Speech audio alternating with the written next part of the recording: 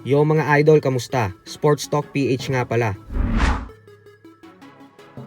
Ang agaw eksena sa undercard. Pag-usapan natin yan mga idol.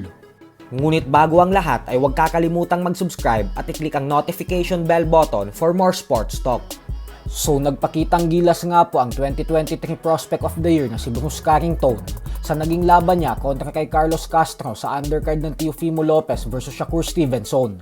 Ito po ay dahil muling ipinamalas ni Carrington ang bagsik ng kanyang kamao matapos niyang talunin via knockout si Castro. Dahil sa panalong ito ni Carrington ay isa na siya ngayong ganap na world champion matapos masungkit ang bakanteng WBC featherweight belt. Pero hindi pa po kontento si Carrington dito dahil target niya na daw ngayon sakupin ang buong featherweight division hanggang sa tuluyan siyang maging isang ganap na undisputed champion.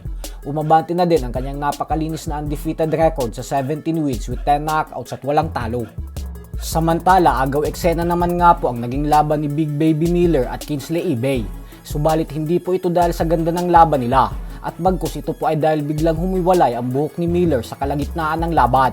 Kaya naman nabuking patuloy ito na peke na pala ang kanyang buhok at isa na siyang panot. Dahil po dyan ay nagdesisyon na lamang si Miller na tanggalin ng tuluyan ang lahat ng peking buhok niya at nagpatuloy na ulit ito sa laban. Sa bandang huli ay nakuha niya pa din ang panalo via split decision. Sa kabilang banda naman mga idol ay bagamat nga po si Teofimo Lopez ang kampyon at si Shakur Stevenson naman ang challenger at aakyat ng dibisyon para sa mega showdown nila mamaya, ay madaming fans po ang kumbinsido na hindi magtatagumpay si Lopez sa bakbakan na ito nang dahil sa wala daw itong magiging sagot sa pagiging technical ni Stevenson.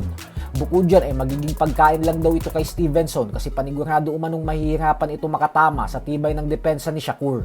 At habang magiging agresibo umano ito, ay dito ito kakain ng napakadaming counter galing kay Stevenson.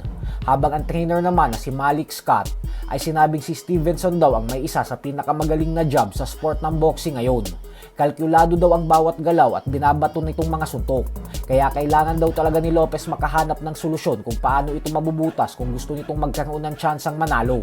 Kasi hindi umano makikipagsabayan at makikipagpalitan ng suntok si Stevenson dito. Sa bakbakan umano na ito ay makikita natin kung gaano kalaki ang agwat ng dalawang fighters na ito sa isa't isa. At kapag naging matagumpay umano dito si Stevenson at matalo si Lopez ng walang kahirap-hirap, ay pwede na umano natin sabihin na isa na talaga si Stevenson sa pinakamagaling na boksingero ng henerasyon na ito. Narito naman po ang huling banta ni Lopez bago ang laban mamaya. Amount of knowledge that's been bestowed in my skills, and then on top of that, the amount of progress I've been creating.